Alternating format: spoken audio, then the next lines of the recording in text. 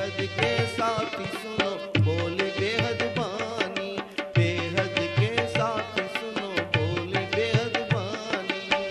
बड़े बड़े रे हो गए पर काहू ना जानी।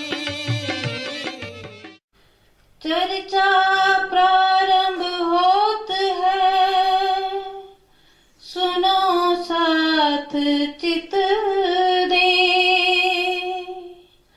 भजो राज श्यामा श्री प्राणनाथ, सखी जीवन हमारा ये। श्री महामति कहे साथ जी, भया चर्चा का वक्त। अब तुम सुनियो चित दे, लाल आगे आए बैठे इन तखत। लाल आगे आए बैठे इन तखत। बानी वहाँ न पसरी, वह सरत उस दीन।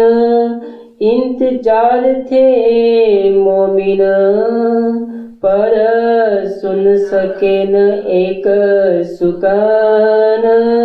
पर सुन सके न एक सुकान। यहाँ से फारक भये,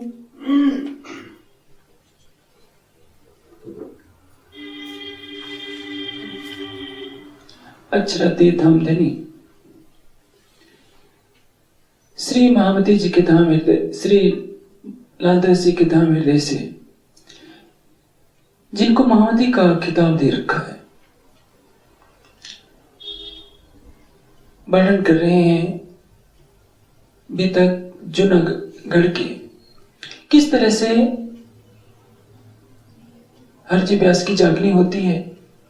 श्री जी संवत 1716 का साल है, जूनागढ़ के लिए प्रारंभ करते हैं। वहां गांव बसाना है, क्योंकि उसका पूरा इलाका वजीर जामनगर की स्टेट की तरफ से दे दिया गया था भेंट के रूप में, कि हमसे अपराध हुआ, सिरों पांव पहनाया गया वजीर के द्वारा और क्षमा याचना की गई, और सम्मान पूर्वक ये क्षेत्र भी दे दिया गया कि अमीर राज के ऊपर है कि ये गांव बसाकर उस क्षेत्र की व्यवस्था अपने हाथों में ले। अब श्री जी चलते हैं गांव बसाने के लिए। इसके पहले आपको विदित है कि किस तरह से फूलबाई का धाम गमन हो चुका था। रास्ते में जा रहे होते हैं, एक नदी पड़ती है। उस नदी के किनारे एक युवती अपने पिता के साथ पानी भरने के लिए आई होती है। उसका नाम है तेज कुंवर, पिता का नाम है वीरजी भाणजी। श्री जी प्रातः काल का समय स्नान वगैरह करके नदी के किनारे बैठे हुए हैं, और प्रातः काल ही पानी भरने के लिए जब वो आई होती है, उनकी दृष्टि पड़ती है श्री जी के ऊपर। देखते ही घूंघट काट लेती है। पिता श्री हैरान, क्योंकि इसके पहले पिता ने कितनी बार कहा होगा कि बेटी तुम शादी के लिए तैयार हो जाओ। तेजकुरी ने साफ मना कर दिया कि पिताश्री मैं शादी नहीं कर सकती, और आज एक अपरिचित पुरुष को देखते ही घूंघट क्यों काट लिया।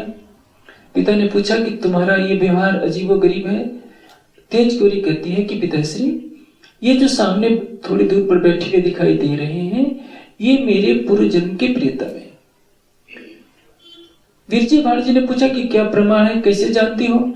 आप जाकर इनसे पूछिए। तेजकुमारी कहती है कि इनका नाम मिहिराज है कि नहीं, और इनके पूर्व जन्म की पत्नी का नाम फूलबाई है कि नहीं। इनके पिता केशव राय है। जाकर के सारी बात पूछते हैं, सारी बातें सच लगती हैं मिहिराज जी से। पूछने पर पिताश्री आकर के पूछते हैं कि तेजकुमारी तुम क्या चाहती हो? तेजकुमारी कहती है कि देखिए, मेरे तन में वो जो फूलबाई की आत्मा थी वही आकर के विराजमान हो गई है। और मेरे पूर्व जन्म के पति हैं, मैं जब विवाह करूंगी तो इन्हीं से करूंगी। अब विचारणीय तथ्य क्या है? आत्मा और जीव का भेद यहां निरूपित होता है। आत्मा कभी भी गर्भ में नहीं जाती। आपने ब्रज की लीला में सुना है कि परम धाम की ब्रह्म सृष्टियां जब इस खेल में आई, यो उपजे हम ब्रज बधुजन, तो गर्भ के अंदर नहीं आई। गर्भ के अंदर भी अक्षरातीत का आवेश नहीं आया। सो सूरत धनी को ले आवेश, नंदघर कियो प्रवेश। गर्भ के अंदर विष्णु भगवान के जीव ने लीला की गर्भ के रूप में। जब बालक का जन्म हो जाता है उसमें योग माया का ऐश्वर्य विराजमान होता है, और तब जब उस बालक को वसुदेव जी गोकुल में नंद के घर जाकर के रख आते हैं। प्रातः काल 9 बजे के लगभग आतम अक्षर जोश धनी धाम, सो सूरत धनी को ले आवेश, नंद घर की प्रवेश। नंद के घर में प्रातः काल 9 बजे प्रवेश करती है। तन के अंदर अक्षरातीत का आवेश आ सकता है। किसी तन के अंदर परम धाम की आत्मा या ईश्वरी सृष्टि प्रवेश कर सकती है। गर्भ में जीव केवल जाएगा 9 माह तक। 1712 में श्री देवचंद जी के धाम गमन के पश्चात जब यह घटना होती है, फूलबाई का धाम गमन होता है, उस समय 1713 का समय होगा। और 1716 के बाद श्री महाराज जा रहे होते हैं। रास्ते में यदि समय मान लीजिए 18 का भी ले ले, 1718, तो 6 साल की बच्ची से विवाह करने का प्रश्न ही नहीं होता। जैसे ब्रज में युवा कन्याओं पर परम धाम की ब्रह्म सृष्टि आई थी और छोटी बच्चियों पर ईश्वरी सृष्टि आई थी, उसी तरह से यहां फूलबाई के अंदर विराजमान परम धाम की अमलावती आत्मा ने तेज घोरी के अति सुंदर स्वरूप को ग्रहण कर लिया, उस तन में विराजमान हो गई। इसलिए जैसे ही पिताश्री कहते थे कि तुम विवाह करो, वो साफ मना कर देती थी। विवाह 16 साल से पहले तो होना संभव नहीं। भारतीय ग्रंथों में 19 साल से लेकर 24 साल तक कन्या के विवाह की उचित उम्र निर्धारित की गई है। 6 साल या 8 साल की बच्ची से कभी भी विवाह किसी भी ग्रंथ में नहीं लिखा गया है। इसलिए ये निश्चित धारणा बलवती होती है, आत्मा कभी गर्भ में नहीं जाती, जीव गर्भ में जाता है। और ये घटना ये प्रत्यक्ष स्पष्ट रूप से दर्शाती है कि श्री बाई जी ने के रूप में परम धाम की वही अमलावती वासना थी। पिताश्री ने निवेदन किया श्री जी से कि आप मेरी कन्या का पाणी ग्रहण स्वीकार कीजिए। श्री जी को तो सब कुछ मालूम ही था। उन्होंने वही विवाह दोनों का हो जाता है। मूल स्वरूप की यही प्रेरणा थी। और ये विवाह क्यों हुआ? क्योंकि फूलबाई की आत्मा को पहले ही वचन दे रखा था। इस तरह से ये शोभा होनी है, इस तरह से जागने कार्य को आगे बढ़ाना है। सुंदर साथ ने तेज गौरी को जो सम्मान दिया, वो सम्मान इस जागृत ब्रह्मांड में श्री जी के बाद अन्य किसी को भी नहीं मिल सका था। अब श्री जी वहां जूनागढ़ पहुंचते हैं। जूनागढ़ में एक शास्त्रार्थ महारथी रहते हैं दिग्विजय पंडित, जिन्होंने चारों ओर के विद्वानों को जीत लिया था। दिग्विजय उसको कहते हैं जो अपने क्षेत्र के चारों दिशाओं के विद्वानों पर विद्वता में विजय प्राप्त कर चुका हो। कामजी भाई जो अपने सुंदर साथ थे वहीं रहा करते थे। श्री जी की वाणी चर्चा प्रारंभ होती है और कांजी भाई उनका रसपान करते रहे हैं। कांजी भाई नौकरी करते थे जयराम हरजी व्यास के। हरजी व्यास अपनी विद्वता के लिए प्रसिद्ध तो थे, लेकिन एक बार अस्वस्थ हो गए और उनको ऐसा लगा कि उनका शरीर छूटने वाला है। होता क्या है, जब किसी का शरीर छूटने का समय आता है तो लोग उसको पलंग से उतार देते हैं। किस लिए? कि पलंग पर शरीर छूट जाएगा तो हमें पलंग भी दान में देना पड़ जाएगा। सच बात तो ये है। जिस व्यक्ति ने घर बसाया, जिस व्यक्ति ने घर बनाया, शरीर छूटने के बाद घर वाले उस शरीर को ले जाकर के चला आते हैं। क्योंकि ज्यादा समय रख देंगे तो क्या होगा, घर अशुद्ध हो जाएगा। अब तो आधुनिक जमाने में इतनी छूत छात नहीं रही, पहले तो सारे घर को ही अशुद्ध मान लिया जाता था। और दान पुण्य कराने लगे। दान पुण्य भी क्यों कराते हैं? क्योंकि इसी बहाने कुछ न कुछ शुभ कर्म हो जाए। हरजी व्यास ने कहा कि भाई मेरे नाम पर ये सब दान पुण्य न कराओ, मैं इस इंड का नहीं हूं, ये तो जमपुरी का साधन है। क्यों कहा ऐसा? क्योंकि उसको मालूम है कि मोक्ष के लिए आवश्यक है निष्काम होना। मेरे नाम से जो ये दान कराया जाएगा इसका फल शुभ होगा, और इस शुभ फल को भोगने के लिए मुझे पुनः जन्म लेना पड़ेगा। इसलिए उसने घर वालों को रोका कि भाई मेरे नाम पर ये सकाम कर्म न कराओ। इसका अर्थ ये नहीं समझिए कि हमें सेवा नहीं करनी चाहिए। दान या धन की सेवा अवश्य करनी चाहिए, लेकिन सकाम भाव से नहीं, निष्काम भाव से। आप यदि धन इस भावना से देते हैं कि राज्य हमारा ये मनोरथ पूर्ण करते हैं, तो ये तो सकाम भावना होगी। धन आपका नहीं है, धन है तो परमात्मा का। उस धन की जितनी आवश्यकता हो उसका उपयोग करके शेष मानवता के कल्याण के लिए खर्च कर देना चाहिए। लेकिन होता क्या है, पौराणिक कथाओं में कहा गया है कि देखो, जब आप मरने लगो या कोई व्यक्ति मरता है, उसके नाम से गौ दान कर देंगे तो वही गौ बैतरणी नदी को पार कराएगी। और वो दान किसको करना होता है? पंडों को करना होता है।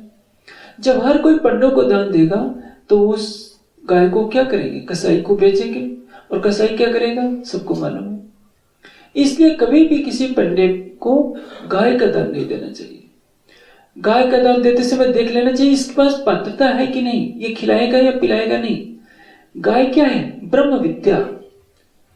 ब्रह्म विद्या रूपी गौ का दान कीजिए, उसके अंदर ज्ञान का प्रकाश कीजिए कि तुम केवल परमात्मा का ध्यान करो। गीता में श्री कृष्ण जी क्या कहते हैं? जो शरीर छोड़ते समय ओम इत एकाक्षरम ब्रह्म, यानी गीता की भाषा में बोल रहा हूं, उस अविनाशी ब्रह्म का चिंतन करते हुए जो शरीर छोड़ता है वो ब्रह्म को प्राप्त होता है।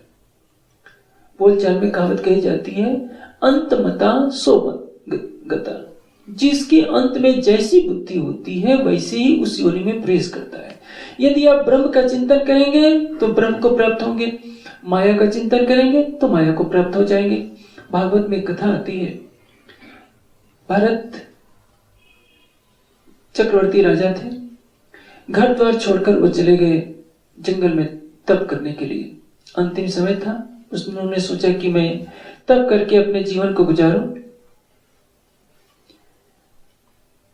तब करते करते एक दिन देखा कि नदी के उस पार से सिंह की दहाड़ सुनाई पड़ी। एक हिरनी का पीछा कर रहा था सिंह। हिरनी ने जान बचाने के लिए नदी में छलांग लगा दी। हिरनी गर्भवती थी। हिरनी ने तो प्राण छोड़ दिए, लेकिन उसका बच्चा बीच नदी में ही गर्भ में से निकल पड़ा और पानी में डूबने लगा। यह सारा दृश्य भरत देख रहे थे। नदी में छलांग लगा लिए और उस डूबते हुए हिरण के बच्चे को निकालकर बाहर लाए। बच्चे को तो बचा लिया, लेकिन हिरनी मर गई थी। अब उन्होंने सोचा कि इस बच्चे को पालन करना होगा, क्योंकि नहीं तो ये मर जाएगा। धीरे धीरे उससे इनको इतना लगा हो गया कि साधना भजन सब छूट गया।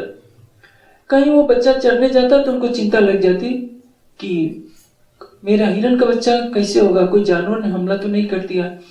परमात्मा चिंतन से दूर होते गए और धीरे धीरे हिरण के मुंह में आसक्ति बांधते गए। परिणाम यह हुआ कि शरीर छोड़ने के समय भी उन्हें परमात्मा का ध्यान नहीं आया, ध्यान केवल हिरण का था। परिणाम इसी आसक्ति के कारण उनको हिरण की योनि में जाना पड़ा। मनुष्य मरते समय यदि संसारिक किसी विषय का चिंतन करता है तो उस विषय की पूर्ति किस शरीर में होगी, किस योनि में होगी, उस योनि के अंदर उसको बदना पड़ता है। शास्त्रों में जो लिखा गया है ब्रह्म विद्या रूपी गौ का दान, तीनों ने सचमुच क्या मान लिया कि वह तरणी को पार कराने के लिए गाय की पूंछ पकड़ लेंगे तो बहुत सागर से पार हो जाएंगे। ये सारा कुछ बनाती है। जब व्यक्ति मरने लगता है तो उसको आध्यात्मिक ज्ञान का प्रकाश चाहिए। दीपक जलाने से कुछ नहीं होगा, ये तो जाहिरी दीपक है।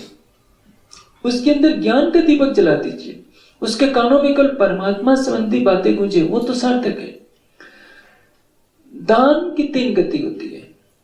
दान 3 तरह के होते हैं, एक सात्विक दान, एक राजस दान, एक तामस दान। सात्विक दान उसको कहते हैं जिसमें कुछ पता न चले, समाज के कल्याण के लिए, राष्ट्र के कल्याण के लिए, ज्ञान की वृद्धि के लिए जो दान दिया जाता है वो सात्विक दान होता है। यानी एक हाथ से दो और दूसरे हाथ को पता न चले, पड़ोसी को भी पता न चले कि आपने धन की कितनी सेवा की है, क्योंकि धन तो आपका है नहीं। जो व्यक्ति ये मानता है कि ये धन मेरा नहीं है, तो दियम वस्तु तुभ्यम एवं समर्पे, हे परमात्मा ये धन आपका है और आपका दिया हुआ धन आपकी सृष्टि के कल्याण के लिए मैं सौंप रहा हूं। इस दान को क्या कहते हैं? सात्विक दान। दूसरा दान होता है राजसिक दान। राजसिक दान उसको कहते हैं जिसमें रजोगुण की भावना होती है कि जब मैंने धन की सेवा की है तो मेरा नाम संगमरमर की प्लेट पर लिखा जाना चाहिए, ताकि जो भी आए पढ़ ले कि इन्होंने दान दिया है। प्रतिष्ठा की कामना से, वर्चस्व की कामना से जो धन दान में दिया जाता है वो राजसिक दान कहलाता है। इसी तरह से पुण्य कमाने की भावना से पहली आसक्ति हो जाए कि जहां हम करेंगे तो पुण्य मिलेगा, उसको राजसिक दान कहते हैं। जैसे जो पौराणिक लोग होते हैं वो क्या मानते हैं कि बंदर क्या है? राम की सेना है, इसलिए गरीब जनता को तो सूखी रोटी नहीं देंगे और अयोध्या में, मथुरा में पहुंच जाएंगे शुद्ध घी के लड्डू बनाकर बंदरों को खिलाने के लिए, कि बंदर खा लेंगे तो हमारे राम जी खुश हो जाएंगे। ये भ्रांति। सबके कल्याण की भावना से जो धन दिया जाएगा वही वास्तविक दान कहलाएगा। तीसरा दान है तामसिक दान। तामसिक दान किसको कहते हैं? अपना रोब झाड़ना। जैसे किसी धार्मिक संस्था में दान दिए और वहां जाते ही सबको फटकार लगाना शुरू कर दिए कि मेरे दिए हुए दान पर तुम पलते हो, ये करते हो, ये करते हो। इस दान तो दिया, लेकिन इसको क्या कहेंगे? तामसिक दान। 3 तरह के दान होते हैं। दान की बहुत बड़ी महिमा है। ब्रह्मचर्य आश्रम, वानप्रस्थ और संन्यास, 3 आश्रम केवल दान पर चलते हैं। प्राचीन काल में ब्रह्मचारी जब गुरुकुल में पढ़ता था तो चाहे भगवान राम हो, चाहे श्री कृष्ण हो, चाहे कोई भी राजकुमार क्यों न हो, चक्रवर्ती राजा का भी लड़का यदि गुरुकुल में पढ़ता था तो उसको भी भिक्षा मांगनी पड़ती थी। ब्रह्मचारी अपनी सारी विद्या भिक्षा मांगकर ही गुजारा करता था। चक्रवर्ती का भी लड़का उसमें भिक्षा पात्र लेकर के घर घर भिक्षा मांगता था। वानप्रस्थी के लिए भी भिक्षा का विधान है और संन्यास आश्रम के लिए भी भिक्षा का विधान है। लेकिन आजकल की भिक्षा वैसी भिक्षा नहीं। आजकल तो ट्रेनों में जो भीख मांगने वाले होते हैं उस पैसे से शराब पिया करते हैं। इसलिए पात्र को देखकर दान देना चाहिए। जो बिना पात्रता देखे कुपात्र को दान देता है वही पाप का भी भागी होता है। आपने ऐसे व्यक्ति को दान दिया जो उस पैसे को लेकर शराब पी रहा है, गलत व्यसनों में जा रहा है, तो उस पाप के भागी आप ही होंगे। जैसे कई जगह दुर्गा पूजा का आयोजन होता है, कई ऐसे कार्यक्रम होते हैं, कई यज्ञ होते हैं। उन यज्ञों में जो चंदा इकट्ठा करने वाले होते हैं उस पैसे को लेकर के शराब तक पीते हैं और गलत कार्यों में खर्च करते हैं। पीने वाले भी दोषी और जो उसमें सहभागी होते हैं वो भी दोषी। इसलिए धन को अपना तो समझिए ही नहीं। वेद ने कहा है केवलागो भवति केवलादि, अकेले खाने वाला पाप खाता है। आज संसार में क्यों संघर्ष हो रहा है? आज संसार दुखी क्यों है?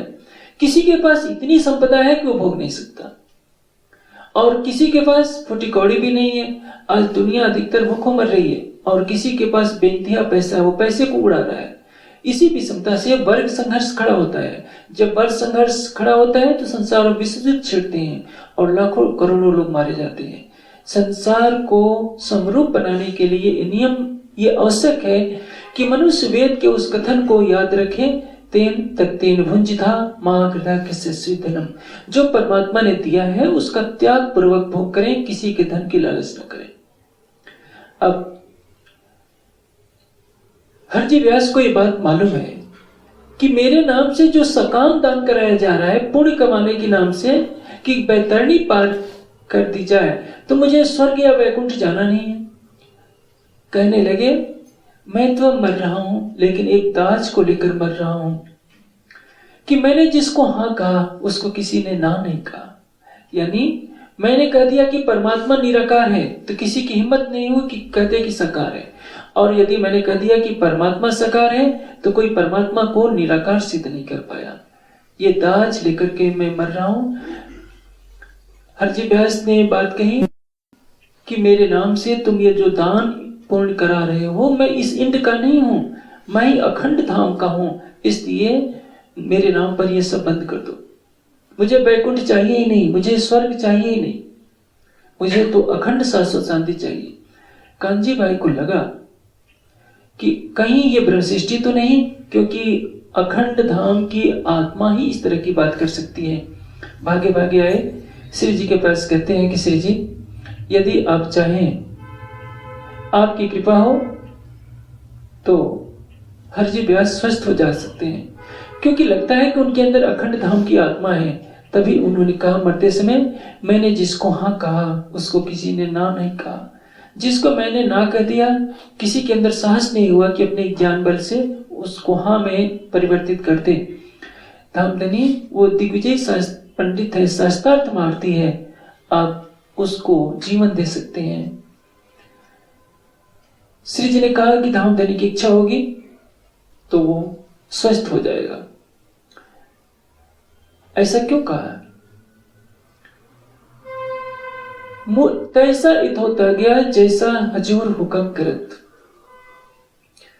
श्री जी के रूप में स्वयं अक्षरातीत है, लेकिन कभी उन्होंने नहीं कहा कि मैं ये कर रहा हूं, मैं ये करूंगा, क्योंकि सृष्टि की मर्यादा की अवहेलना हो जाएगी। मूल स्वरूप को हमें प्राथमिकता में ही रखना होगा, अन्यथा क्या होगा, किसी के पास आध्यात्मिक शक्ति आएगी और वो कहना शुरू करेगा देखो मैं ही सब कुछ कर रहा हूं, और सुंदर साथ मूल स्वरूप से पीछे हट जाएंगे और उसी तन को अपना आराध्य मान लेंगे। आज यही सारे समाज में हो रहा है। सनद में कहा है, मेहदी हद्दा कर दई घर इमाम बताई राह, पहुंचे अर्श में राज में हंस मिलिया रूही खुदा। मेहदी हद्दा कर दई घर इमाम बताई राह, आखिरुल इमाम मोहम्मद मेहदी साहिब जमा श्री प्राणनाथ जी ने सबको अखंड परम धाम की राह बताई, और जो चितवनी का मार्ग दर्शाया उससे क्या हुआ, परम धाम की आत्माओं ने हंस मिलिया रूहे खुदाए, में सबको परम धाम की आत्माओं ने प्रीतम का दीदार किया और हंसते हुए उनसे मिलन किया। इस अवस्था में कैसे पहुंचा गया? केवल चितवनी के द्वारा। और अर्श बका पर सीजदा करौसी इमाम, प्राणनाथ जी ने आप वितक में सुनेंगे, सब सुंदर साथ को कहा कि अखंड परम धाम पर सीजदा बजाओ। ये कभी नहीं कहा कि मुझे आकर के प्रणाम करो, मैं अक्षरातीत हूं। हम गुम्मट जी में जाते हैं, अक्षरातीत जिस महामती जी के धाम हृदय में विराजमान है, वो महामती जी आज भी गुम्मट जी के अंदर नीचे झूले के सिंहासन पर विराजमान है। सुंदर साथ उनको अक्षरातीत का स्वरूप मानता है, लेकिन वो क्या कहते हैं, तो मूल मिलावे में ध्यान करो। जिन सुंदर साथ को ज्ञान नहीं होता वो जरूर श्री जी के तन की जगह पर युगल स्वरूप को साक्षात देखते हैं, लेकिन श्री जी कहते हैं कि मेरा ध्यान न करो, ध्यान किसका करो, युगल स्वरूप का करो। हाँ, छत्रसाल जी और मुकुंदास जी सब सुंदर साथ श्री जी को ही परम धाम का स्वरूप मानकर परम धाम का श्रृंगार सजाते हैं, लेकिन वो हमेशा कहेंगे नूरी स्वरूप को दिल में बसाओ। ए मूल मिलावा अपना नजर दीजिए इत, पलक न पीछे फेरिए जो इसका मुपजत। सुंदर साथ की सहूलियत के लिए राज्य मूल मिलावे वाली अपनी शोभा श्री महाराज के तन की जगह दिखा देते हैं, और सुंदर साथ उसी भावना में डूब जाता है कि नर नारी बूढ़ा बालक जिन इलम लिया मेरा बोझ, तीन साहेब कर पूजिया अर्श का यही कुछ। श्री जी ने क्या कहा कि धामधनी की कृपा होगी वो स्वस्थ हो जाएंगे, और एक मर्यादा स्थापित की कि कोई भी तन आए तो ये न कहे कि मैं अक्षरातीत हूं, सबको क्या याद करना चाहिए कि धाम धनी की कृपा से होगा। ये कभी दवा नहीं लेनी चाहिए कि मेरी कृपा से होगा, मेरी शक्ति से होगा, क्योंकि ये प्रवृत्ति पड़ जाएगी तो सारे समाज में एक अंधकार का रास्ता बन जाएगा। आप सोचेंगे कि कैसे हो सकता है, केवल कह दें और ये ठीक हो जाए। संसार की कोई भी औषधि किससे बनी है? पृथ्वी पर वनस्पतियों से बनती है, खनिज पदार्थों से औषधियां बनाई जाती हैं, या पशु पक्षियों के शारीरिक अवशेषों से औषधियां बनाई जाती हैं। ये सारी सृष्टि बनी है नारायण के अंश से। मनुष्य की चेतना क्या है, या किसी भी प्राणी की चेतना नारायण का अंश ही तो है। जब वो अपने शुद्ध रूप में संकल्प करे कि ये रोग है ही नहीं, तो रोग नहीं रहेगा। कोई भी सिद्ध पुरुष जब शुद्ध संकल्प से, हृदय से संकल्प लेता है कि ये रोग ठीक हो जाए, तो रोग ठीक हो जाएगा। स्पर्श चिकित्सा क्या है? हर व्यक्ति के अंदर प्राणिक शक्ति है। स्पर्श मात्र से ईसा मसीह कैसे रोगियों के दूर कर देते थे? स्पर्श से, शुद्ध संकल्प से, ध्यान मात्र से योगी आराम पूर्वक किसी को भी पूर्ण रूप से निरोग कर सकता है। ये तो साधु महात्माओं के लिए आम बात है। आखिर श्री जी तो अक्षरातीत हैं, उनके मुख से ये शब्द निकले नहीं कि उधर हरजी व्यास का स्वास्थ्य सुधरना शुरू हो गया। अब कांजी भाई श्रद्धा पूर्वक सेवा करते हैं। पहले तो क्या करते थे? काम। अब क्या करने लगे हैं? सेवा। सेवा और काम में बहुत अंतर होता है। नौकर का उद्देश्य होता है वेतन लेना। वो काम को अपने दिखाता है कि मैंने इतना काम किया है और मुझे इतना पैसा मिलना चाहिए। सेवा उसको कहते हैं जिसके प्रति समर्पण हो गया, उसके हृदय को आनंदित करने के लिए अपनी खुशियों की बलि दे देना, उसको कहते हैं सेवा। सेवक बना तब जानिए जब रहे हाड़ न मांस। सेवा धर्म बहुत कठिन है। योगिनाम अप्यगम्य, योगियों के लिए भी कठिन है, क्योंकि सेवक यदि बहुत बोलेगा तो क्या कहा जाएगा? बहुत बात होगी है। कम बोलेगा, कहेगा कि बहुत चुप रहता है, गूंगा है। यदि खरी खरी बोल देगा तो कहा जाएगा कि बहुत कटुभाषी है, इसको बोलने की सभ्यता नहीं। और यदि प्रशंसा कर देगा तो कहेगा कि देखो चुप, कितना चापलूस है। यानी बेचारा कुछ भी कहेगा वो मारा जाता है। और सारे द्वंद्वों को झेलकर सेवा धर्म निभा पाना अच्छे अच्छे महात्माओं के लिए भी कठिन हो जाता है। सामान्य व्यक्ति तो सेवा की राह पर चल ही नहीं पाता। हमारी जागनी के लिए जिस तरह से प्रेम और ज्ञान की महत्ता है, उसी तरह से प्रेम और सेवा की भी महत्ता है। जिसने प्रेम और सेवा को अपने जीवन का अभिन्न अंग बना लिया, तमे प्रेम सेवाए 500 पार, ये बच्चन धनी के कहे निर्धार। प्रेम और सेवा जिसके अंदर आ गई, और निश्चित रूप से भवसागर से पार हो जाएगा। लेकिन सेवा के कई रूप हैं। केवल शारीरिक सेवा ही 100 ऊपर नहीं है। शारीरिक सेवा का अपना महत्व है। मानसिक या बौद्धिक सेवा, मानसिक बौद्धिक सेवा किसको कहते हैं? जिसके पास ज्ञान है वो ज्ञान से सेवा कर रहा है, ज्ञान के द्वारा दूसरों को बता रहा है कि देखो परम धाम ये है, हम कौन है, आए कहां से है, कहां जाना है। इसका अपना महत्व है। आत्मिक सेवा, आत्मिक सेवा क्या है? हम अपनी आत्मा से धाम धनी को रिझाएं। चितवनी आत्मिक सेवा है। मानसिक या बौद्धिक सेवा ज्ञान की सेवा है। शारीरिक सेवा क्या है? हमारे पास शारीरिक शक्ति है, शारीरिक शक्ति से हम जो भी सेवा करते हैं वो शारीरिक सेवा में आएगी। किसी के शारीरिक सेवा से हमने जो धनार्जन किया है, कोई धन की सेवा कर रहा है, कोई तन की सेवा कर रहा है, कोई मन की सेवा कर रहा है, कोई चितवनी के द्वारा आत्मा से सेवा कर रहा है। हर सेवा का वैसे ही महत्व है जैसे हमारी आंखों का महत्व होता है। बाईं आंख का भी उतना ही महत्व है, दाईं आंख का भी उतना ही महत्व है। बाईं आंख से भी 5 किलोमीटर यदि देखते हैं तो दाईं आंख से भी 5 किलोमीटर ही देखेंगे। शारीरिक सेवा हटा देंगे तो भी काम नहीं चलेगा, मानसिक सेवा हटा देंगे तो भी काम नहीं चलेगा, और आत्मिक सेवा हटा देंगे तब तो बिल्कुल काम नहीं चलेगा, क्योंकि चितवनी नहीं करेंगे तो आत्मा जगेगी नहीं।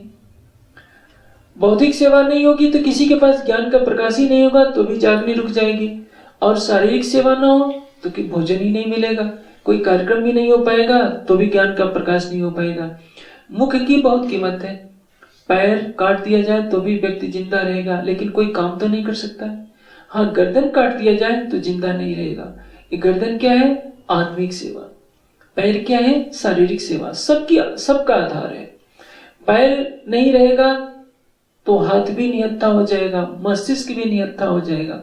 इसलिए शारीरिक सेवा सभी सेवाओं का आधार है।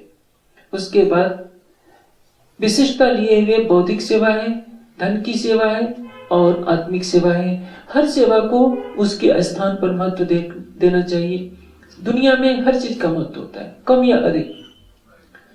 रहमन देख बड़ेल को लघु न दीजिए डार, जहां काम आवे सुई क्या कर सके तलवार। तलवार का अपना काम है, सुई का अपना काम है। सुई नहीं रहेगा तो कपड़े में टांका भी नहीं लग सकता, और युद्ध के मैदान में सुई का काम नहीं होगा, वहां तो तलवार ही काम करेगी। लेकिन दोनों की महत्ता को नकारा नहीं जा सकता। सेवा हर स्तर की महत्वपूर्ण है परिस्थितियों के अनुसार। अब प्रेम से सेवा करता है, सब्जी लाने के लिए खुद चला जाता है। पहले क्या करता था? बाजार में से जैसी सड़ी गली मिली सब्जी लाई, बनाया और सामने रख दिया, खाना हो तो खाओ, नहीं तो अपने बर्तन धो देता था। अब सोचता है कि इसके अंदर अखंड धाम की आत्मा है, इनको जगाना है, इसलिए खेतों में खुद चले जाते हैं। कांजी भाई ताजी ताजी तरकारियां लाते हैं। स्वास्थ्य तो सुधरने लगा है श्री जी की कृपा दृष्टि से। अब अच्छी तरह सब्जी बना करके उनको खिलाते हैं। अब हरजी व्यास खुश होते हैं कि कहते हैं, कांजी भाई मैं तुम्हारी तरकारी की सब्जी की सेवा से इतना खुश हूं कि कोई मुझे 1000 रुपये भी दक्षिणा में देगा तो मैं इतना खुश नहीं हो सकता। बता तू क्या चाहता है? कांजी भाई कहते हैं कि पंडित जी आप स्वस्थ हो जाइए, जब उचित समय आएगा मैं मांग लूंगा। हरजी व्यास जब पूरी तरह स्वस्थ हो जाते हैं, कांजी भाई कहते हैं कि आपने मुझे वायदा किया था कि जो तुम्हें इच्छा हो मांग लो, और मैं ये चीज मांगता हूं कि मेरे पास एक महात्मा आए हुए हैं और मैं चाहता हूं कि आप उनको भागवत की कथा सुनाइए। देखो इतने बड़े विद्वान पंडित थे दिग्विजय। हरजी व्यास हंसने लगे, कहा कि कांजी भाई तुमने सेवा क्या मांगी? अपनी इतनी दिन सेवा किया और फिर मुझे ऐसा काम दिया कि जिसके बिना तो मैं रह ही नहीं सकता। हमारे जैसे विद्वानों का काम ही क्या है? पंडित सोई जो गाल बचावा, आप सुनते ही हैं। जहां 4 वक्ता हो और एक वक्ता को बोलने के लिए समय न दीजिए, देखिए उसका चेहरा कितना तमतमा जाता है। और यदि उसको बोलने के लिए जितना टाइम दिया जाएगा उतना ही वो खुश होगा कि आज मुझे बहुत समय मिला। ये स्वाभाविक प्रवृत्ति होती है। जो जिस क्षेत्र का खिलाड़ी होता है उस क्षेत्र में उसको प्रतिभा साबित करने का अवसर नहीं मिलता है तो उसको बहुत बुरा लगता है। हरजी व्यास बहुत खुश होते हैं कि तुमने तो मेरे मन की बात कह दी, तुम अपने उस साधु महात्मा जी को बुला कर लाओ, मैं कथा सुनाने के लिए तैयार हूं। श्री जी आते हैं एक अपरिचित व्यक्ति के रूप में। ये नहीं कहते कि मैं ये करता हूं, जिज्ञासु बनकर विनम्र। महानता क्या होती है? आप कहीं भी जाइए, अपनी विशिष्टताओं का बखान न कीजिए। आप अपनी विद्वता न दर्शाइए कि मैं इतना बड़ा विद्वान हूं। आपने बहुत अधिक साधना कर ली है तो अपनी साधना का बखान न कीजिए कि मैंने इतनी साधना कर ली है। आपके पास 10 गाड़ियां हैं, 10 कोठियां हैं, तो किसी के पास जाकर सबको मत सुनाते फिरिए आपको मालूम है मेरे पास इतनी कारें हैं, इतना बैंक बैलेंस, इतनी कोठियां हैं। ये बड़प्पन नहीं है। बड़प्पन क्या कहलाता है? जब लग रहिए साथ में हो रहिए रेणु समान, इन जागे का फल यही है कोई चेतो चतुर सुजान। आप किसी भी महान पुरुष से मिलेंगे तो कोई भी अपनी महिमा का बखान अपने मुख से नहीं करेगा। एक बात सीधी याद रखनी चाहिए, अपने मुख करे आप बढ़ाई, ताको मूर्ख कहे सब कोई। हमेशा आप अपने को सबकी चरण धूलि बनाइए। जितना आप झुकना सीखेंगे, जितनी आप विनम्रता लाएंगे राज्य की नजर में, उतने ही आप ऊंचे होते जाएंगे। सक्रो अपि लघुताम याद सो व्याख्यापन गुणान। देवताओं का राजा इंद्र भी अपने गुणों की प्रशंसा करने से लघुता को प्राप्त होता है। जहां सारे विद्वान बैठे हों और एक व्यक्ति आए कहे कि मेरे जैसा विद्वान कोई नहीं, तो क्या किसी को अच्छा लगेगा? विद्या ददाति विनयम, विद्या क्या सिखाती है? विनम्रता। जो सच्चा विद्वान होगा वो कभी भी अपने मुख से नहीं कहेगा कि मैं इतना बड़ा विद्वान हूं। जो सच्चा योगी होगा, सच्चा भक्त होगा, कभी भी अपनी भक्ति की महिमा नहीं गाएगा कि मैंने इतनी भक्ति की है, मैंने ये किया है, मैंने राज्य को बांध लिया है। क्यों? यदि प्रश्न आता है कि मैंने ये कर दिया तो अहंग आ गया। जहां ये चीज आ गई आप भक्ति और प्रेम से दूर हो गए। इसलिए प्रेम भक्ति सिखाती है अपने अस्तित्व को मिटा देना, और जो सचमुच उस मंजिल पर पहुंच जाता है उसके अंदर से अहंग समाप्त हो जाता है कि मैं तो कुछ नहीं। जो मैं कहता है कि मैं कुछ नहीं, समझ लीजिए कि वही सब कुछ है। मैंने कई बार ये दृष्टांत सुनाया है। सुकरात के पास यूनान की जनता गई कि हमको देवी ने कहा है कि पूरे यूनान में सुकरात जैसा कोई विद्वान नहीं। सुकरात ने कहा है कि तुम गलत बोल रहे हो, मैं तो मूर्ख हूं। जनता पुनः लौटकर देवी के पास गई, कहा कि देवी सुकरात ने तो कहा है कि मैं मूर्ख हूं। देवी कहती है नहीं, मेरी बात झूठी नहीं है। सुकरात जैसा विद्वान इस समय पूरे यूनान में कोई नहीं। फिर सारी पब्लिक आती है सुकरात के पास, कहती है कि नहीं, देवी ने कहा है कि मेरी बात पूर्णतः सच है, आप जैसा कोई भी विद्वान नहीं है। सुकरात कहती है कि अपनी बात तो मैं जानता हूं, मेरी बात देवी कैसे जान सकती है? मेरे जैसा मूर्ख कोई नहीं है। देवी के पास फिर सब लोग गए कि नहीं देवी जी, वो तो सुकरात कह रहे हैं कि मेरे जैसा कोई मूर्ख नहीं। देवी ने कहा कि इसीलिए तो मैं सुकरात को सबसे बड़ा विद्वान कहती हूं। जिसे अपनी मूर्खता का एहसास है वही सबसे बड़ा विद्वान होता है। इस सृष्टि में एक से एक विद्वान पैदा हुए हैं और होते रहेंगे। ज्ञान के सागर में मनुष्य एक बूंद बन जाए तो क्या होगा? वही उसकी सबसे बड़ी उपलब्धि है। परमात्मा के अनंत ज्ञान के सामने, अनंत सौंदर्य के सामने, अनंत शक्ति के सामने मनुष्य की क्या विसात है? एक बहुत बड़े संगीतकार से पूछा गया कि आप तो विश्व के सबसे बड़े संगीतकार हैं। उन्होंने कह दिया कि नहीं, मैं तो संगीत के समुद्र में के किनारे एक गिलास लेकर के पानी भरने की कामना से बैठा रहता हूं कि मेरे अंदर संगीत के समुद्र की एक गिलास में थोड़ी सी बूंदें आ जाए तो मेरा जीवन धन हो जाए। इसको कहते हैं महानता। जिसके पास भक्ति का रस बहेगा, जो राज्य के प्रेम में डूबा रहेगा, वो यही मानेगा कि मैं सबकी चरण धूली हूं, मैंने कोई साधना नहीं की है, मैं तो राज्य के प्रेम में डूबने वालों की चरण धूली पाने का इच्छुक हूं। यही चीज हमें विकास की तरफ ले जाती है। अब श्री जी तो सब सुंदर साथ को आचरण करके दिखा रहे हैं कि मेरे पीछे जो भी सुंदर साथ आए कौन सी राह अपनाए। अपरिचित से जाकर पूछते हैं, कहते हैं कि मैं आत्मकल्याण की भावना से आपके पास आया हूं, महाराज मुझे कुछ ज्ञान चर्चा सुनाइए। हरजी व्यास कहते हैं कि आप क्या सुनना चाहते हैं? श्री जी कहते हैं कि मुझे भागवत की कथा चर्चा सुननी है, प्रारंभ से लेकर अंत तक। हरजी व्यास बहुत आनंदित हो जाते हैं और अपने बाग में कांजी भाई को कह देते हैं कि इनके ठहरने की व्यवस्था कर दो। श्री जी ठहर जाते हैं और एक अबोध बनकर, जिज्ञासु बनकर, क्योंकि ज्ञान ग्रहण कब होता है? जब जिज्ञासा होती है। जिज्ञासा की भावना से जो श्रवण किया जाता है वही अंदर में प्रवेश करता है। प्रथम स्कंद से लेकर 9वें स्कंद तक की कथा सुनते जाते हैं। श्री जी बिल्कुल चुपचाप श्रद्धा पूर्वक आते हैं, चुपचाप बैठते हैं, एक शब्द भी नहीं बोलते। 89वां अध्याय चल रहा होता है भागवत का। 89वें अध्याय में एक वर्णन आता है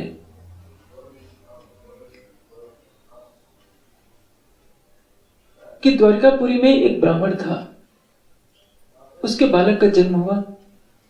जन्म लेते ही वो बालक मर जाता है। ब्राह्मण को बहुत दुख हुआ और उसने वो बालक श्री कृष्ण जी का जो राजमहल था, उस राजमहल के बाहर ले जाकर के दरवाजे पर यह कहते हुए रख दिया कि जिस राजा के राज्य में कोई बालक की मृत्यु हो, तो इसका तात्पर्य यह है कि राजा धार्मिक नहीं है, उसमें कुछ न कुछ पाप का अंश है। सबके सामने वो बालक को रखाया, पुनः दूसरा बालक पैदा हुआ, वो भी मर गया, तीसरा, चौथा, ऐसा करते करते 8 बालक उसको हुए और 8 बालकों को ले जाकर के वो रखाया। जब 9वां बालक पैदा हुआ, उसकी भी मृत्यु हो गई। वो ले जाकर के जब दरवाजे पर रख रहा था और वही जली कटी बातें कठोर शब्दों में कह रहा था कि इतने बड़े बड़े यहाँ योगेश्वर श्री कृष्ण है, बलराम है, प्रद्युम्न है, अनिरुद्ध है, इनके रहते रहते मेरे बालक पैदा होते और मर जाते हैं। अर्जुन वहां बैठे थे, अर्जुन को सहन नहीं हुआ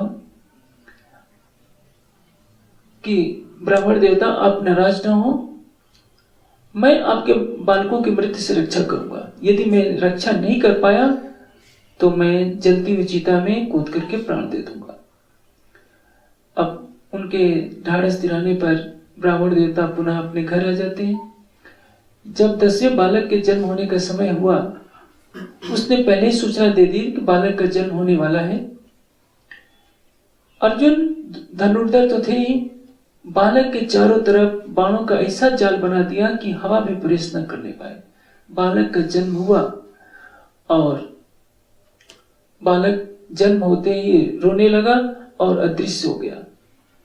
अब उस ब्राह्मण ने बहुत कट भाषा में फटकार लगाई अर्जुन को कि जिस मेरे बालकों की रक्षा जब भगवान कृष्ण नहीं कर सके, बलराम नहीं कर सकते, प्रद्युम्न और अनिरुद्ध नहीं कर सके, तो तुम क्या करोगे? अब अर्जुन ने कहा कि आप निराश ना हो, मैं सारा प्रयास करूंगा। योग बल से वो यमराज की पुरी में जाते हैं, लेकिन बालकों को वहां नहीं पाते। इंद्र, वरुण, जितने लोकपाल थे सबकी पुरियों में जाते हैं, कहीं भी बालकों का पता नहीं चला। अब अर्जुन ने सोचा कि जब इस ब्रह्मांड में कहीं बालक नहीं मिल रहे हैं तो हम क्या करें। अंत में सोचा कि अब प्रतिज्ञा को पूरी करने के लिए मरना ही होगा। चीता चलाई और जैसे ही उसमें कूदने के लिए तैयार होते हैं, हंसते हुए श्री कृष्ण हाथ पकड़ा, कहा कि अर्जुन तुम्हें नहीं मालूम, चलो हम तुम्हें ले चलते हैं। बालकों की खोज में अर्जुन को रथ पर बैठाकर श्री कृष्ण जी ले चल रहे हैं। ये कथा सुना रहे हैं कौन? दिग्विजय पंडित हरजी व्यास जी श्री जी को। पश्चिम दिशा में चलना प्रारंभ करते हैं। 7 समुद्रों को पार करते हुए ऐसी जगह पहुंचते हैं जहां घोर अंधकार छाया हुआ है, चारों तरफ अंधकार ही अंधकार। रथ के घोड़ों को दिशा नहीं सूझ पड़ रही है।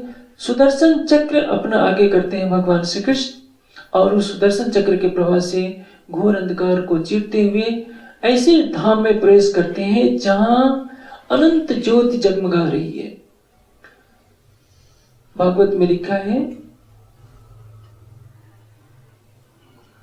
सीधे शब्द आया है अनंत शब्द ज्योति के लिए, पारम शब्द आया है, अपरंपार ज्योति है वो।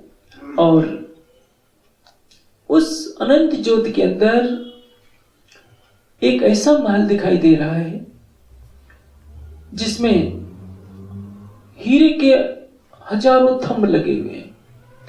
चारों तरफ अनंत ज्योति ज्योति दिखाई दे रही है और हीरे के हजारों थंबों के बीच में पुरुषोत्तम वहां विराजमान है। अब यहां पर श्री जी ने अचानक टोक दिया कि महाराज मैं तो यही खोजना चाहता हूं। ये जो हीरे का महल है जिसका विस्तार 84 लाख कोष में बताया गया है, इतना जो हीरे का विस्तार है बताइए वो कहां है? अब हरजी व्यास ने तो इसमें 2 शब्द पढ़े थे। एक तो अनंत ज्योति जिसके लिए पारावार शब्द प्रयोग होता है, क्योंकि पारावार शब्द उपनिषदों में आया है जिसका अर्थ होता है अक्षर ब्रह्म। और एक शब्द है पुरुषोत्तम। पुरुषोत्तम दुनिया वाले नारायण को पुरुषोत्तम कहते हैं, कोई अक्षर को पुरुषोत्तम कहता है, कोई अक्षरातीत को पुरुषोत्तम कहता है। कहा कि बताइए ये 84 लाख वजन हीरे का जो महल है ये है कहां? एक जगह तो वर्णन जो शब्दों के अंदर लिखा हुआ था उसके अनुसार क्या वर्णन करते हैं? ये क्षीर सागर है। श्री जी पूछते हैं कि ये जो हीरे का महल है कि इस ब्रह्मांड में नीचे है, ऊपर है, बीच में है, ये कहाँ है? क्योंकि जब महाप्रलय होगा तो आपने ही पहले बता रखा है कि महाप्रलय में तो कुछ नहीं बचेगा। 14 लोक, अष्टावरण, 7 शून्य, सब कुछ महाप्रलय में लय हो जाएंगे। तो ये बताइए ये 84 लाख योजन हीरे का जो महल है कहाँ रहेगा? कभी कहते हैं कि ये तो अक्षर का महल है। श्री जी पूछते हैं कि बताइए ये अक्षर का जो धाम है ये कहाँ पर है? इस ब्रह्मांड के नीचे है, ऊपर है, बीच में है, आखिर कहीं तो होना चाहिए। फिर कभी कह देते हैं कि नारायण का महल है।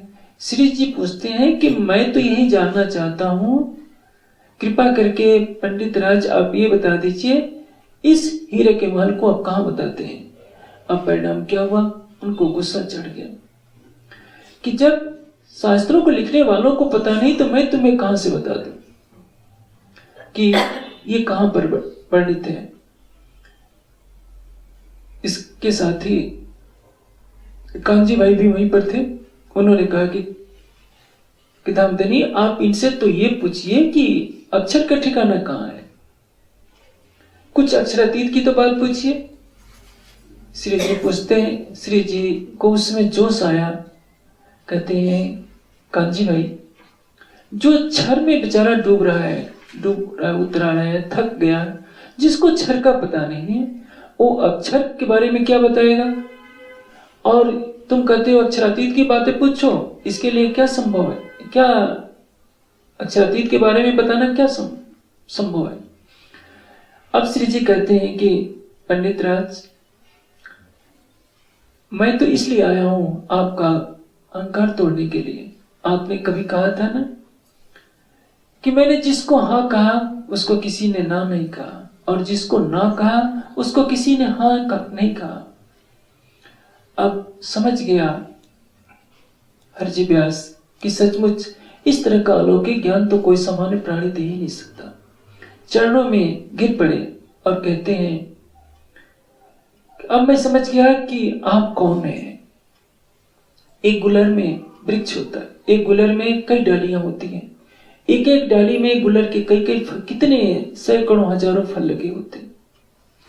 एक गुलर के फल में कई कीड़े रहते हैं और वो कीड़े समझते हैं कि बस यही सब कुछ है।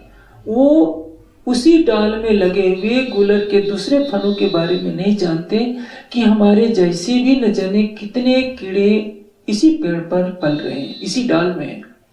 उसी तरह से हे भक्तराज हमें भी नहीं मालूम था कि ज्ञान की सीमा कहां तक है। मैं तो अपने ही अहंकार में डूबा हुआ था, आपने आकर के मेरा अहंकार दूर किया। अब मुझे अखंड धाम की राह बताइए ताकि मैं अपने जीवन का कल्याण कर सकूं। अब श्री जी ने उनको बताया क्षर क्या है, अक्षर क्या है और उत्तम पुरुष अक्षरातीत क्या है। ये जो भागवत में घटनाक्रम दिखाया गया है उसका भी बातिनी अर्थ सुनिए। सुदर्शन चक्र क्या है? जो अंधकार को दूर करता है, वो अखंड का ज्ञान जो ये बताए, ये जो अंधकार में अर्जुन को लेकर जा रहे हैं। जब आपकी सुरता प्रवेश करेगी तो ये स्थूल ब्रह्मांड से परे जो निराकार का मंडल है वही अंधकार है जिसमें कुछ दिखाई नहीं देता।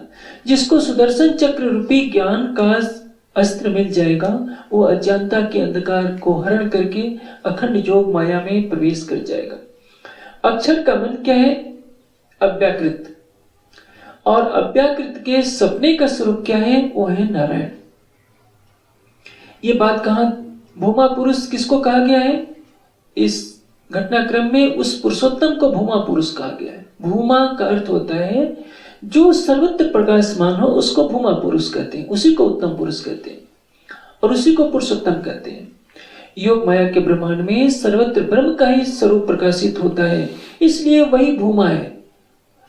और क्षर जगत की दृष्टि से देखा जाए तो पुरुषोत्तम कौन होगा? अक्षर ब्रह्म। लेकिन हम तात्म ज्ञान की दृष्टि से देखते हैं तो उत्तम पुरुष कौन होगा? अक्षरातीत। संसार के लोगों ने तो भगवान राम को क्या कह दिया? मर्यादा पुरुषोत्तम। भगवान श्री कृष्ण को क्या कह दिया? लीला पुरुषोत्तम। नारायण को ही सारी दुनिया क्या मानती है? यही पुरुषोत्तम है। लेकिन हम कहेंगे कि नहीं, पुरुषोत्तम यानी उत्तम पुरुष अक्षरातीत है, उसके सिवा अन्य कोई पुरुष नहीं है। एक का पुरुष है, सब नार, माने और परमात्मा के सिवाय अन्य कोई पुरुष कहलाने का अधिकार ही नहीं रखता।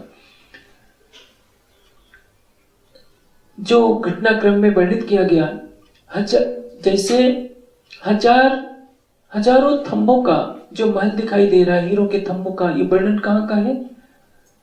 अक्षर ब्रह्म के मन अव्याकृत के धाम का। दूसरे शब्दों में आप इसको अक्षरधाम पर भी घटा लीजिए, कहीं पर भी घटाएंगे, मन इसका संबंध अक्षर से जोड़ता है। जैसे आप सपना देखते हैं, सपने में आप मुंबई चले गए, तो आपका जो स्थूल शरीर है वही उसका रूप झलकेगा मुंबई में। चेतना अंदर से कार्य कर रही है। कोई मरा हुआ व्यक्ति सपना नहीं देखता, यानी कोई लाश, डेड बॉडी सपने में नहीं जाती है। सपना में चेतन प्राणी का ही तन जाता है। तन तो वही होता है, लेकिन हुबहू वैसे ही झलकता है, वैसे ही बातें करता है और वैसे ही सारी क्रिया दिखाई देती है। प्रणव अक्षर के मन का नाम है, व्यक्त नाम। वो जो मोह सागर में प्रतिबिंबित होता है तो उसको भी प्रणव से संबोधित किया जाता है। तस्मिन मोजल विधावसित पुरुषों महान पंच अवयव संयुक्ता स एव प्रणव अभिधा, यानी पंच अवयवों से युक्त वो अक्षर ब्रह्म का मन नारायण के रूप में प्रकट होता है। इसलिए जैसे अव्याकृत को प्रणव ओम से संबोधित किया जाता है, उसी तरह से आदि नारायण को भी ओम कह करके संबोधित किया जाता है। अब हरजी व्यास को स्वप्न की इस लीला का पता नहीं है। अथर्ववेद के एक मंत्र में कहा गया है, ये जो कुछ जगत दिखाई दे रहा है ब्रह्म के आधे में है, तो इस जगत का, तो इसका आधा कहां है? अब इसको कौन बताएगा? बिना तारतम्य ज्ञान के अथर्ववेद के इस प्रश्न का कोई भी दुनिया में उत्तर नहीं दे सकता कि ये जगत आधे में है, इस जगत का आधा कहां है। यानी सारी सृष्टि जो क्षर जगत पैदा हुआ है, इसका मूल कहां है? अव्याकृत के अंदर, जो ब्रह्म के अंदर बसा हुआ है। जैसे अब सपना देखते हैं, कोई कपड़ा बेचने वाला है तो सपना देखेगा कि मैं कपड़ा बेच रहा हूं, क्योंकि दिन भर कपड़े के ही संस्कारों में पला रहता है। कोई बिजनेसमैन है, वो पैसे का ही लेन देन करता है, तो सपने में उसको वैसे ही आएंगे। कोई भक्ति में लगा हुआ है तो वो सपना देखेगा, भक्ति के ही सपने आएंगे। कहने का भाव क्या है कि जिसके हृदय में जो संस्कार है वही स्वप्न में प्रकट होते हैं। अक्षर ब्रह्म के अंदर ये संस्कार है कि सृष्टि बने और लय प्राप्त हो। वो अव्याकृत के अंदर जो प्रवृत्ति है वही भावना प्रकट हो जाती है नारायण के रूप में। इसलिए जो वर्णन दिया गया है, कहीं वर्णन है नारायण का, कहीं वर्णन है अक्षर ब्रह्म का। अक्षर ब्रह्म यानी उसके मन स्वरूप अव्याकृत का। इस भेद को न जानने के कारण कहीं तो वो भूमा शब्द पढ़ लेते हैं तो कहते हैं कि तो अक्षर के लिए प्रयुक्त हो जाए, परावर शब्द पढ़ लेते हैं तो अक्षर के लिए। लेकिन जब चारों तरफ लहरें वर्णन कर रही हैं तो कहीं भटक करके कह देते हैं नारायण का है। और तारतम्य ज्ञान के बिना कोई बता भी नहीं पाता कि नारायण कहाँ है और अक्षर ब्रह्म का ठिकाना क्या है, क्योंकि निराकार से परे का कोई वर्णन ही नहीं है। भागवत के चतुश्लोकी भागवत के श्लोकों का सार ही यही है कि उस समय कुछ भी नहीं था, एक निराकार मोह सागर, और उसमें नारायण का संकल्प एको बहुश्याम में प्रकट होता है। उनसे ब्रह्मा जी उत्पन्न होते हैं, सृष्टि की उत्पत्ति होती है। लेकिन नारायण कहां से प्रकट हुए ये कहीं भी भागवत में नहीं दर्शाया गया है। आखिर कहां से हरजी व्यास उत्तर देते? श्री जी उनको अक्षर की पहचान देते हैं, अक्षर की पहचान देते हैं, परम धाम मूल मिलावे की पहचान देते हैं। बताते हैं परम धाम की आत्माएं इस माया के खेल में आई हैं, क्योंकि उन्होंने राज जी से माया का खेल मांगा था। ब्रज में आई, रास में आई और जागने के ब्रह्मांड में आई हैं। और वो जागृत तभी होगी जब यहाँ से बैठे बैठे परम धाम का ध्यान करेंगे। यह बताकर श्री जी अपने निवास को चले गए और उधर हरजी व्यास ने जितना सुख था उनके भाग्य में उतना लिया। कहने का तात्पर्य अक्षर की सृष्टि है, अलौकिक ज्ञान को पाकर के कृतकृत्य हो गई। उधर श्री जी को अंत प्रेरणा होती है ध्यान अवस्था में कि महामती अब तुम्हें चलना होगा जामनगर, क्योंकि उधर कुतुब खां हमला करने वाला है। यदि उसने हमला कर दिया तो आपको मालूम है जब मुसलमान हमला करते थे उस जमाने में तो उनमें दया धर्म नहीं होती। हिंदुओं के बच्चे बूढ़े कोई भी हो उनके साथ क्रूरता ही क्रूरता दिखलाते थे। और यदि उन्होंने तलवार का सहारा ले लिया तो परिणाम क्या होगा? उसकी चपेट में सुंदर साध भी आ जाएंगे, क्योंकि कई वर्षों से जामनगर स्टेट ने टैक्स नहीं चुकाया था। क्या जब गुजरात मुगल सत्ता के अधीन हुआ तो पूरे गुजरात में जो छोटे छोटे हिंदू राजवाड़े थे जमींदारों की तरह रह रहे थे, वे प्रजा से टैक्स वसूलते थे और उसका कुछ हिस्सा मुगल सल्तनत को दे देते थे। उनका भी राज कायम था और मुगल सल्तनत तो सब पर हावी थी। अब श्री जी वहां से चल देते हैं, जाकर अहमदाबाद में कुतुब खान से बातें करते हैं कि आप हमला ना करो, मैं इसकी जिम्मेदारी लेता हूं। कई वर्षों से टैक्स चुकाया नहीं जा चुका है और ये वायदा किया कि यदि मैं इतने सालों का कर नहीं चुका पाऊं तो जो भी सजा देना होगा, फांसी भी देनी होगी, तो मैं इसके लिए तैयार हूं, लेकिन अभी हमला ना करो। कुतुब खान ने अपना हमला रोक दिया, जो अहमदाबाद का शासक था, और इधर श्री जी ने हर सुंदर साथ से आग्रह किया कि वो टैक्स दें। जितनी प्रजा थी जामनगर स्टेट की वजीर का पद ले लिया, दीवान का पद, क्योंकि वहां के दीवान ने मना कर दिया था कि मेरे से इतने सालों का टैक्स नहीं वसूला जा सकता। यदि वर्षा ना हो, प्रजा के पास धन हो ही नहीं, तो टैक्स कहां से दे? लेकिन मुसलमानों को इससे कोई लेना देना नहीं था।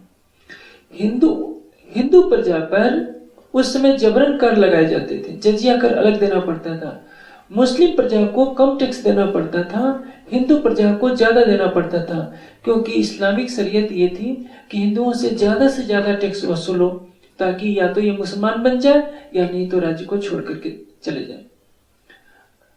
अब उस जमाने में, अलाउद्दीन खिलजी के जमाने में, तो आधा किसान को आधा देना पड़ता था, और जो भी सच्चा शासक होता है प्रजा से ज्यादा टैक्स वसूलता नहीं। निदान कई सालों का टैक्स कोई कैसे दे सकता था? श्री जी बहुत प्रयास करते हैं तो भी भरपाई नहीं हो पाती है। अंत में अहमदाबाद पहुंच जाते हैं और उनको कुतुब खान ने कह दिया कि टैक्स पूरा नहीं कर पाए, अब फांसी पर चढ़ाने के सिवा कोई चारा नहीं। कारागार में नजरबंद कर दिए जाते हैं। अब कांची भाई, जिन्होंने अपना सब कुछ समर्पण कर दिया है, वो सोचते हैं कि श्री जी ने सब सुंदर साथ की सुरक्षा के लिए अपने को कैद खाने में कैद करवा दिया, और मुसलमानों से दया की भावना रखना सूरज के पश्चिमी उगने के बराबर है।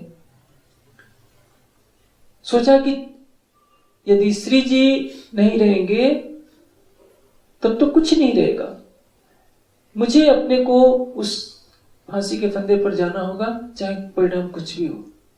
सीधे चले गए तेज खोरी जी के पास और कहे कि तेज खोरी जी, आप मुझे अपने वस्त्र दीजिए।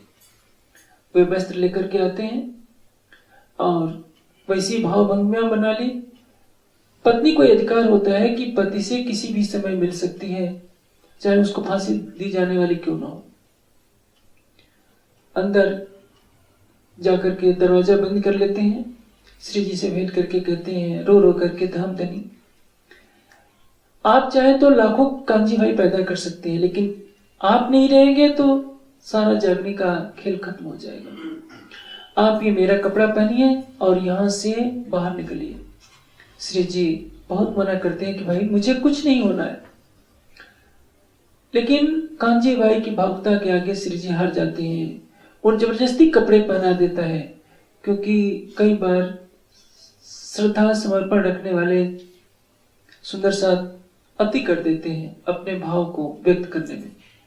अब वो क्या करे, क्योंकि ज्यादा बहस करते तो आवाज बाहर चली जाती और जगह जगह सिपाही जो खड़े थे उनको भनक लगती कि इन दोनों में क्या लड़ाई चल रही है, बहस चल रही है।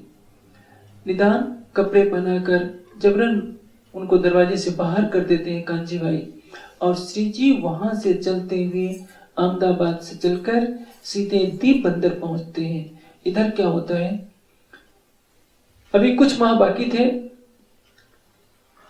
फांसी में। कांजी भाई की दाढ़ी बढ़ जाती है लंबी लंबी।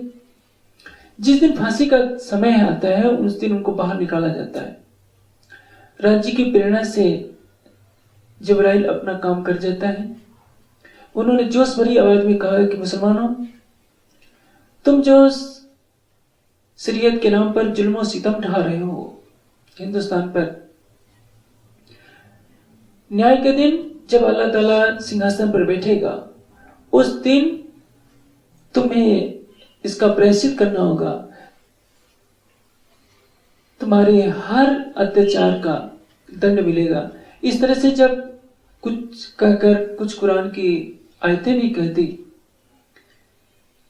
तो मुस्लिम डर गए।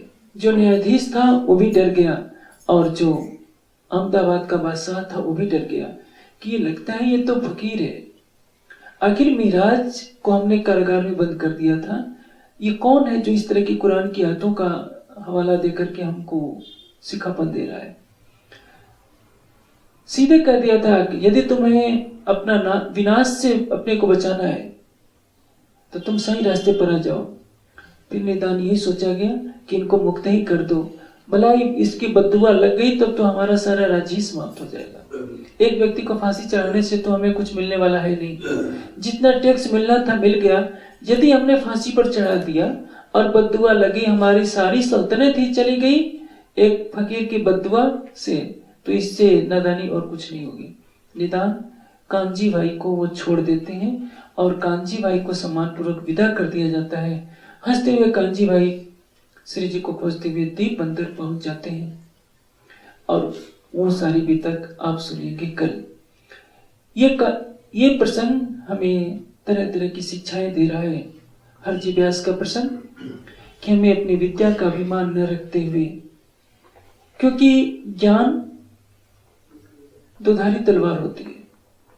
इलम चातुरी खूबी अंग की, मोहे यही लिख्या पटंकोर, यही न देवे देखने मेरे दूल्हे के मुख का नूर।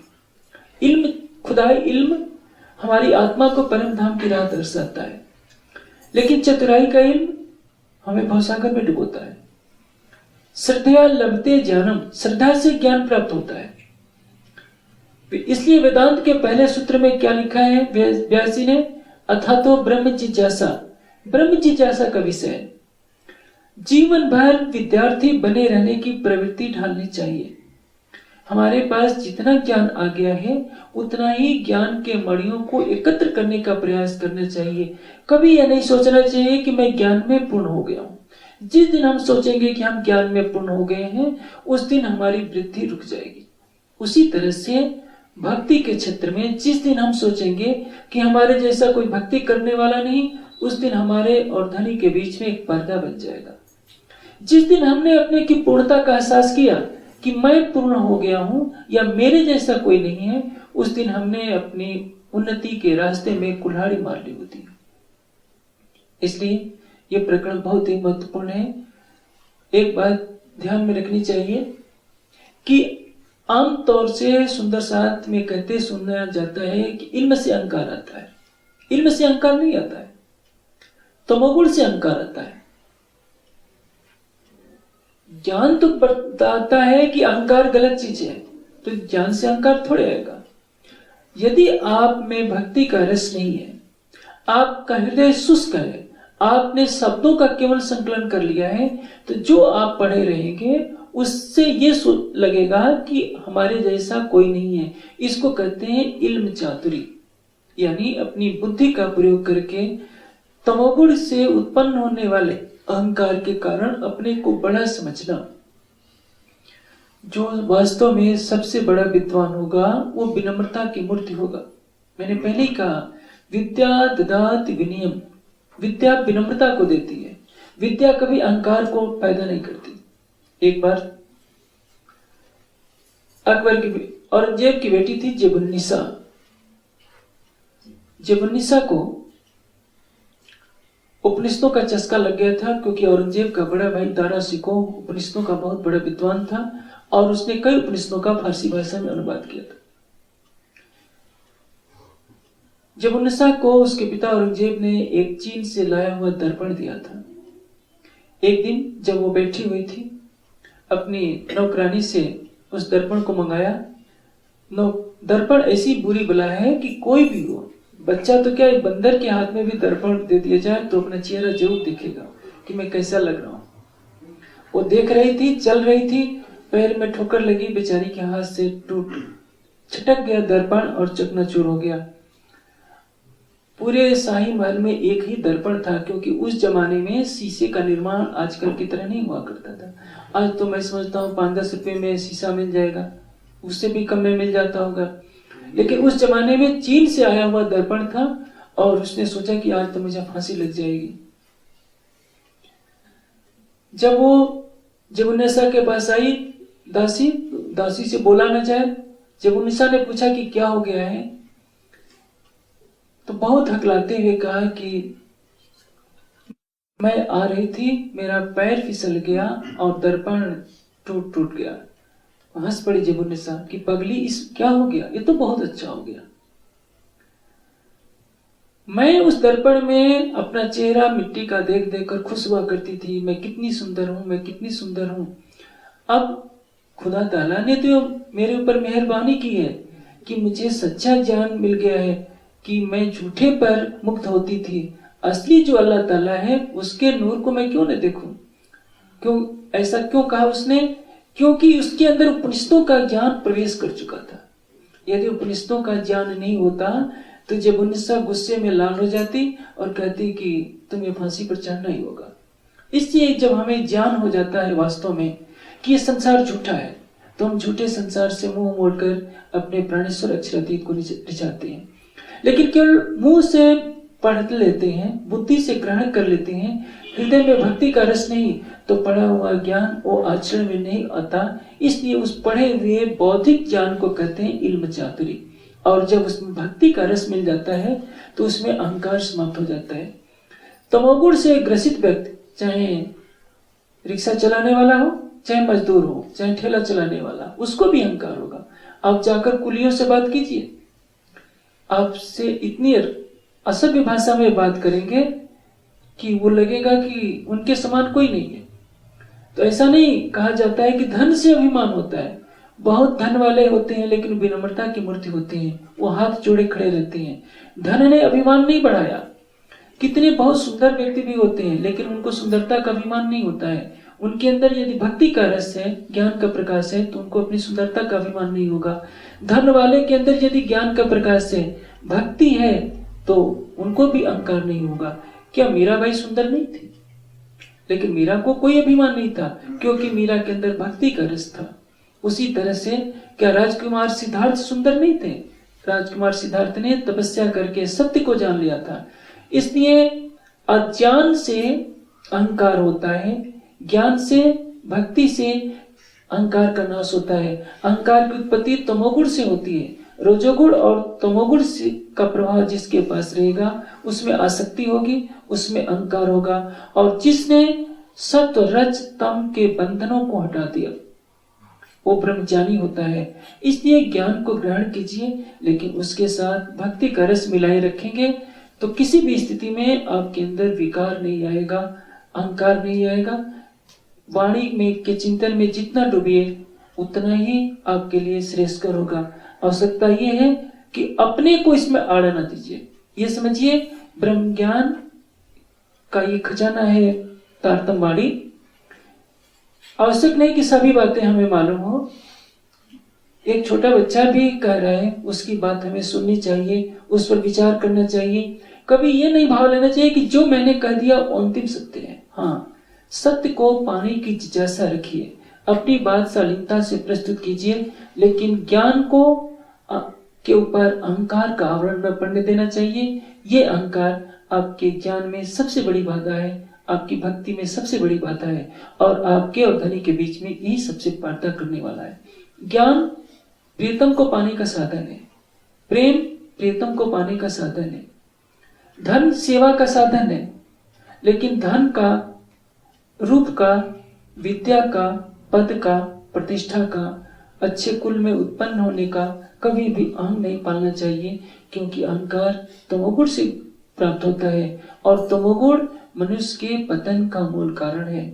इसलिए गीता में कहा, ऊर्ध्वं गच्छन्ति सत्त्वस्था मध्ये तिष्ठन्ति राजसा जगन्य गुण वृत्तितो अधो गच्छन्ति तामसा। जो सतोगुणी व्यक्ति होते हैं, जो ज्ञान भक्ति विवेक वैराग्य में लगे रहते हैं, हमेशा उत्तरोत्तर उन्नति को प्राप्त होते हैं। रजोगुणी व्यक्ति बीच में बने रहते हैं, और जो तमोगुणी होते हैं वो हमेशा पतन की तरफ जाते हैं।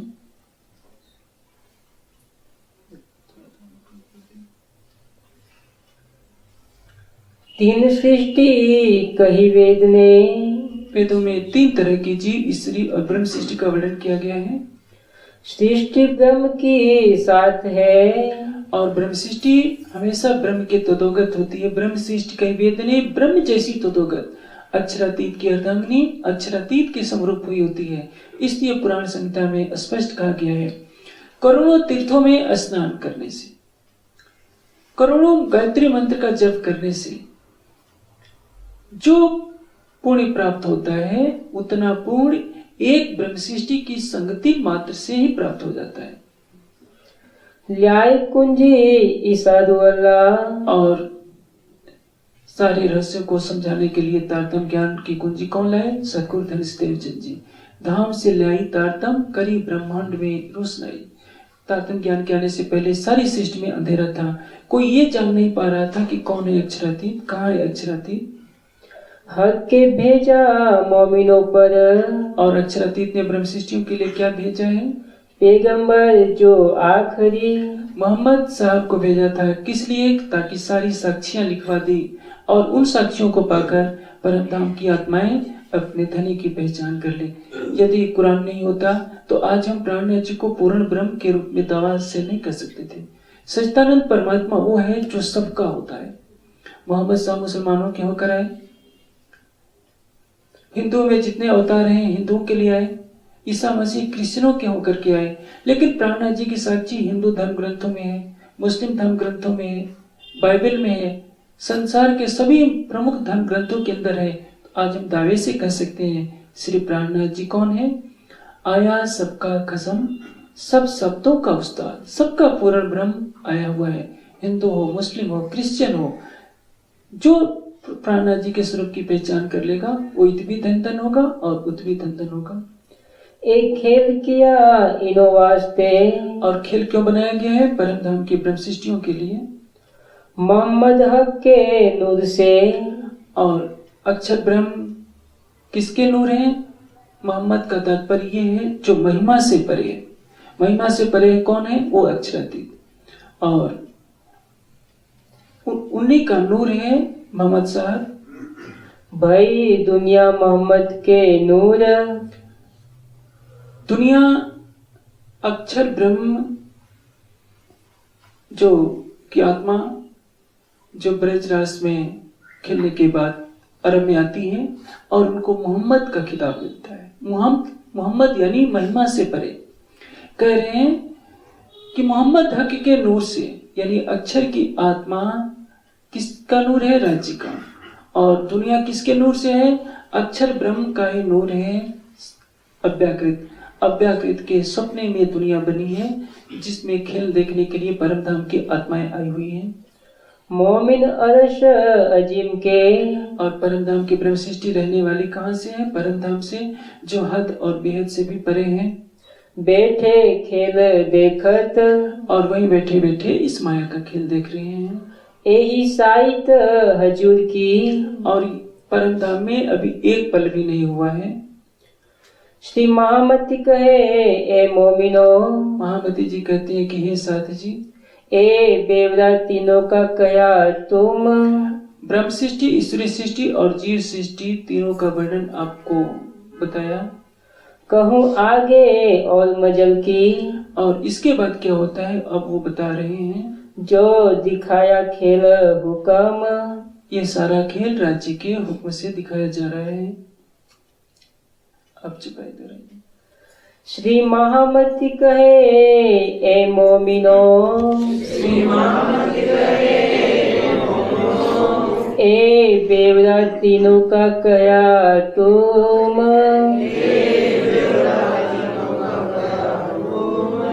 कहूँ आगे और मजल की,